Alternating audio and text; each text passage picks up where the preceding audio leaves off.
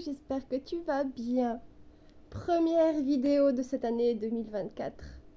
Ah, j'ai pas été présente depuis le 31 décembre, mais je vais t'expliquer.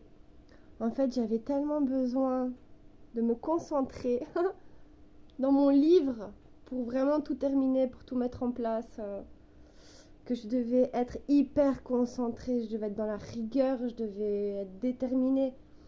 Je devais vraiment rien lâcher. J'étais jusqu'au dernier bout de mes ressources intérieures. J'avais mon corps était crevé. Ça faisait 2 semaines que j'allais travailler comme un zombie.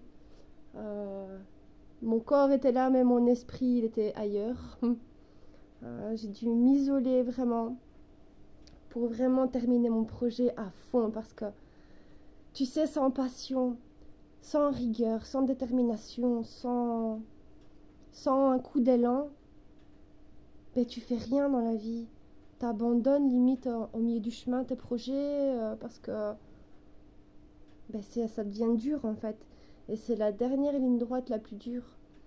Et c'est là qu'il faut tout donner en fait. Il faut vraiment aller jusqu'au bout de ta dernière étincelle d'énergie, tu vois. C'est, c'est une sacrée période, mais ça en vaut la peine. Ça en vaut la peine parce que là, ça y est, à l'heure d'aujourd'hui, nous sommes la Saint-Valentin. Honnêtement, je pensais avoir mon livre entre les mains aujourd'hui. Mais c'est pas grave.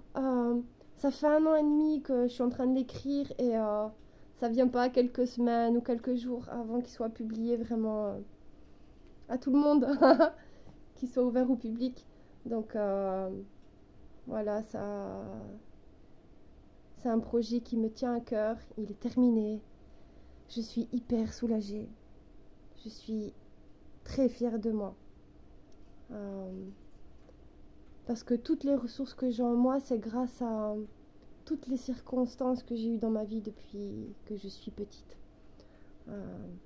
Tout ce que j'ai dû traverser, affronter, que ce soit plusieurs noyades, que ce soit le feu dans ma chambre, que ce soit... j'ai échappé à la vie plusieurs fois en fait, enfin la mort à plusieurs reprises, étant petite. et... Et ouais, j'ai vu des choses que parfois les enfants ne devraient pas voir. J'ai voyagé, j'ai jamais eu de...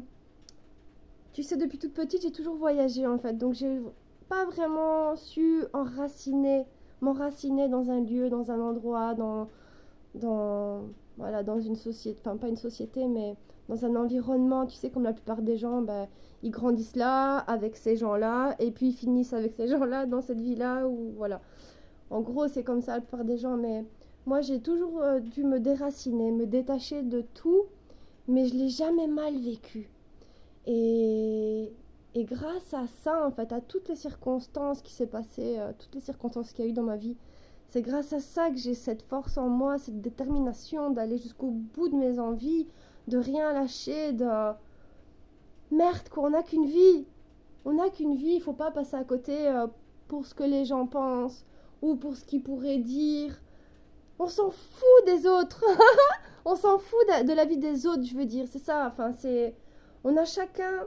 On a chacun nos points de vue par rapport à ce que l'on a vécu dans notre vie. Donc on a un point de vue par rapport à ce que tu as vécu.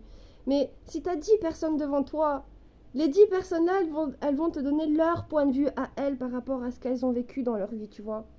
Mais qui mieux que toi-même sait ce qui est bon pour toi? Il n'y a que toi.